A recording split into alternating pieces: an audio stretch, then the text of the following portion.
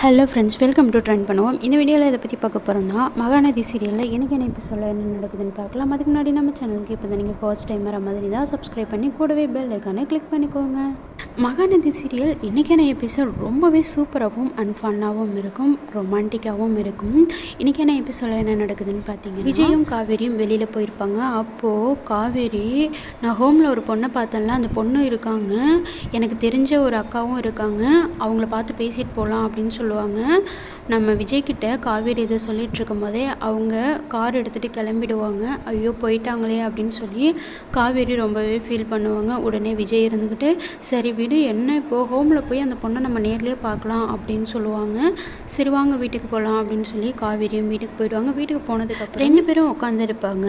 ராகினி வருவாங்க. ராகினி வரதை பார்த்துட்டு காவேரி விஜய் மேலே சாஞ்சிப்பாங்க. எங்கே எனக்கு ரொம்பவே டயர்டாக இருக்குது, நான் அவங்க மேலே கொஞ்சம் சாஞ்சிக்கவா அப்படின்னு சொல்லி விஜய் கிட்ட கேட்பாங்க. உடனே விஜயும் சரி வா அப்படின்னு சொல்லிடுவாங்க.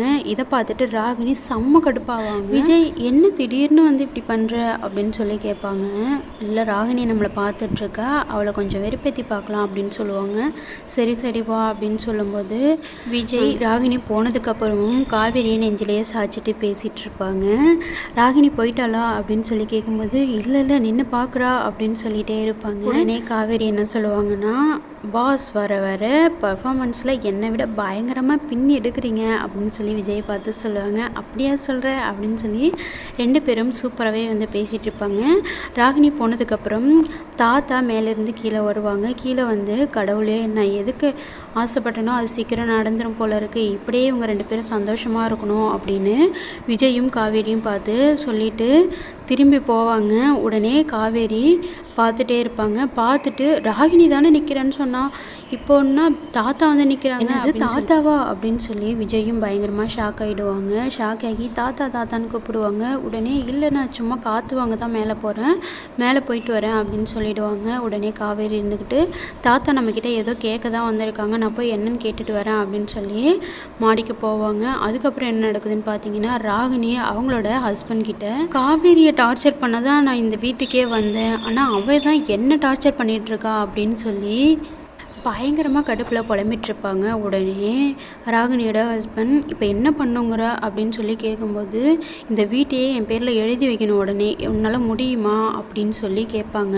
முடியாதுல்ல, அப்போனா கம்முன்னு இரு அப்படின்னு சொல்லி ராகினியும் ரொம்பவே கோபமாக பேசுவாங்க. அடுத்து என்ன நடக்குதுன்னு பார்த்தீங்கன்னா, யமுனாவும் நவீனும் ஒரு ரெஸ்டாரண்ட்டுக்கு போயிருப்பாங்க. அங்கே போயிட்டு யமுனா ரொம்பவே வந்துட்டு கொஞ்சம் ஓவராக தான் பேசுவாங்க. நவீன் வந்து அவங்களோட மனசில் இருக்கிறத எல்லாத்தையுமே வந்து ஓப்பனாக பேசிடுவாங்க. யமுனா, நான் கலெக்டர் ஆனதுக்கப்புறம் என்னை கல்யாணம் பண்ணிப்பீங்களா அப்படின்னு சொல்லி நவீன் கிட்டே கேட்பாங்க. என்னது கல்யாணமா, இதெல்லாம் வரக்கூடாதுன்னு தான் நான் உன்னை விட்டு விலகி போயிருந்தேன், ஆனாலும் அதையும் மீறி நான் அவங்ககிட்ட பேசிகிட்டு இருந்தேன், நீ எக்ஸாம் எழுத மாட்டேன்னு சொன்னேன், அதனால தான் நான் இவ்வளோ தூரம் வந்து இறங்கி பேசிட்டு வந்தேன், நான் இவ்வளோ இறங்கி வரதுனால என்னை ரொம்பவே நீ மிஸ்யூஸ் பண்ணுற அப்படின்னு சொல்லி பயங்கரமாக வந்துட்டு சண்டை போடுவாங்க. என்னது மிஸ்யூஸ் பண்ணுறனா அப்படின்னு சொல்லி யமுனாவும் ரொம்பவே எமோஷ்னலாக பேசி அழுவாங்க. யமுனா கொஞ்சம் நிறுத்துறியா, இந்த மாதிரி நீ அழுவன்னு சொல்லி தான் நான் இவ்வளோ நாள் எதையுமே சொல்லாமல் விலகி போயிருந்தேன், ஆனாலும் நீ விடுற மாதிரியே தெரியல, தயவு செஞ்சு என்னை புரிஞ்சுக்கோ, உனக்கும் எனக்கும் கண்டிப்பாக கல்யாணம் நடக்காது, அப்படி ஒரு எண்ணம் என் மனசில் எப்போவுமே வந்தது கிடையாது அப்படின்னு சொல்லி யமுனா கிட்ட சொல்லுவாங்க.